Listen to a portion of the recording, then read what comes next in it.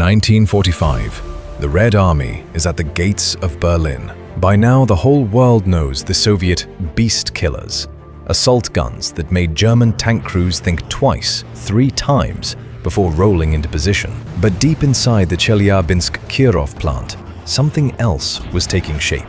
Something meant to make the very idea of German armor pointless. Object 704, the most heavily armored assault gun of the Second World War. A machine that could hold off entire units on its own, and yet one that never fired a single shot in anger. Today, we're taking this project apart, bolt by bolt. Why did the crews call it a nightmare? How did Soviet engineers cheat physics itself? And why did this steel monster lose its war? Not to an enemy, but to peacetime.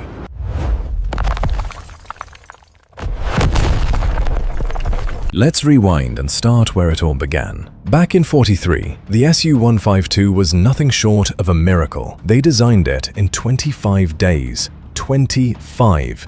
And like anything rushed, it had growing pains, poor visibility, weak ventilation, and armor that, by 1944, just couldn't cope anymore with the long-barreled 88mm guns of the German Tigers. Kotin understood the problem.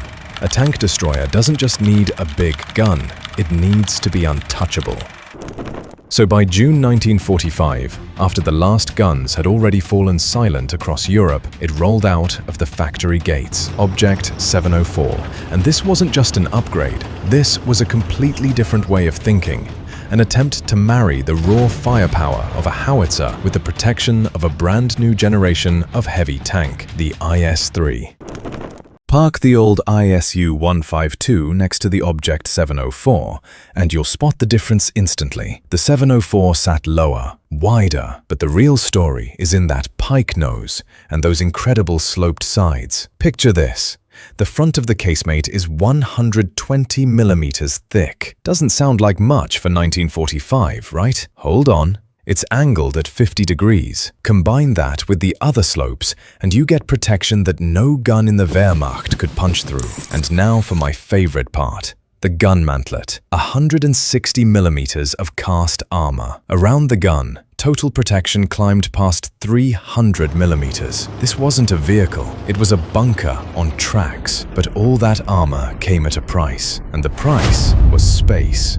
Inside sat the legendary ML-20S, a 152mm beast. But look closely at the photos. There's no muzzle brake. Why not? The engineers wanted to get rid of that telltale cloud of dust that gave a gun's position away, and to protect the infantry who'd often ride on the hull. Good intentions, but you can't argue with physics. All that monstrous recoil energy went straight back into the hull. Every time it fired, the whole machine convulsed like it had been hit. And the crew? Here's where the real tragedy of the Object 704 lives. In chasing that low silhouette and those armor angles, the loader station became a torture chamber. A shell weighing nearly 50 kilos had to be hauled up and rammed into the breach, in a space where you couldn't even straighten your back. Rate of fire dropped to dangerous lows. In a real fight, if the 704 missed with its first shot, it might not get a second, simply because reloading took too long.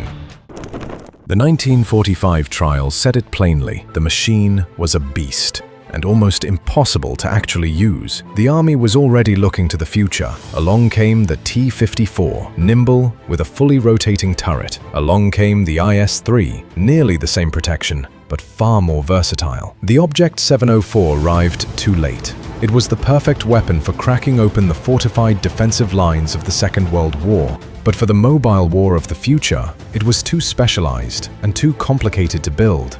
On top of that, the running gear buckled under the strain. The IS-3 chassis was simply overloaded by the weight of that massive casemate and its giant gun.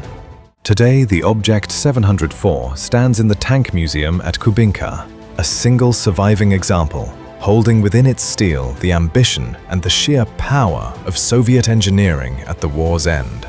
It's a monument to an era when designers weren't afraid to experiment, to reach for the ultimate weapon. Was it a mistake? No, it was a lesson. One that taught its engineers the balance between armor, firepower, and the human beings who actually have to fight inside. So what do you think? Did the 704 ever really have a shot at going into production, if only they'd refined it? Or were these turretless giants doomed from the start, no matter what? Drop your thoughts in the comments. I read every single one, and I'll see you in the next episode.